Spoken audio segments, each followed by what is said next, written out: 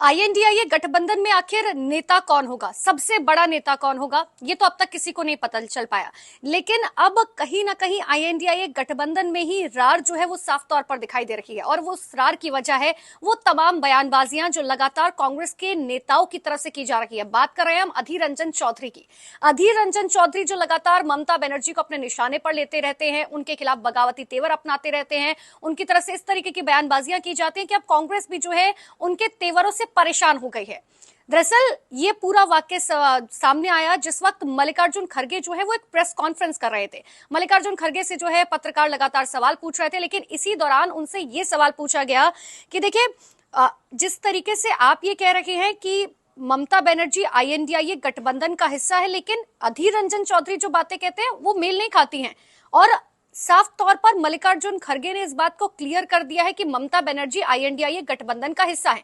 लेकिन इसी पर जवाब मल्लिकार्जुन खड़गे की तरफ से दिया गया। उन्होंने कहा कि देखिए वो फैसला करने वाले नहीं है, यानी कि अधीर रंजन चौधरी फैसला करने वाले नहीं है, हम फैसला करने के लिए नहीं है, कांग्रेस फैसला करेगी या यहां पर आला कमान है, और इसीलिए हम जो भी तय करेंगे वही सही होगा।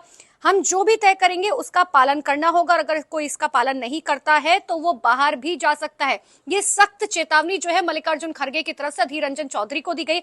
हालांकि इसके बाद भी जो है अधीर रंजन चौधरी जो है कहीं रुकते हुए नजर नहीं आए।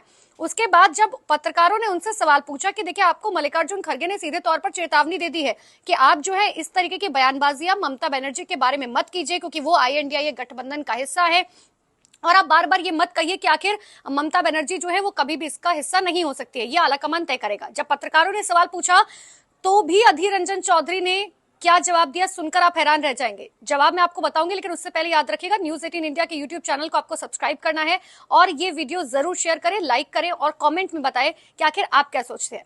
अब सुनिए कि आखिर अधीर रंजन चौधरी ने जो है क्या जवाब दिया। उन्होंने देखिए सीधे तौर पर यह कहा कि बंगाल में कांग्रेस को बर्बाद करने वाले किसी भी व्यक्ति के साथ सहानुभूति नहीं रख सकते। मैं पार्टी के एक सिपाही के रूप में इस लड़ाई को नहीं रोक सकता, यानी कि टीएमसी के खिलाफ। मेरी लड़ाई एक वैचारिक लड़ाई है, ये कोई निजी लड़ाई नहीं है। बंगाल में हम पार्टी को बचाने की कोशिश कर रहे हैं। बीजेपी और टीएमसी दोनों एक साथ है। वो बंगाल में एक दूसरे के साथ मिलकर राज्य में चुनाव को दो पार्टी वाला बनाना चाहते हैं। यानी कि वो सीधे तौर पर ये कह रहे हैं कि देखिए मेरी लड़ाई किसी पार्टी के खिलाफ नहीं है, मैं तो कांग्रेस को बचाने की कोशिश कर रहा हूं। हालांकि उन्होंने ये भी कहा कि अगर आईएनडीआईए गठबंधन की सरकार बनती है तो टीएमसी बाहर से समर्थन देगी। और इतना ही नहीं, उन्होंने ये भी कहा कि वो इंडिया गुट से अलग है, अब वो हमारे साथ मिलने की कोशिश करें, क्योंकि उन्हें एहसास है कि हम राष्ट्रीय स्तर पर मजबूत हो रहे हैं।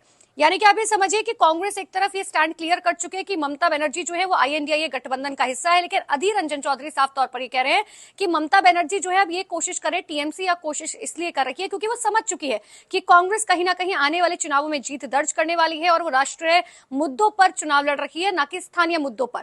और यही वजह है कि मल्लिकार्जुन खड़गे ने अब सीधे तौर पर अधीर रंजन चौधरी को इस बात की चेतावनी दे दी है कि अब आप रुक जाइए।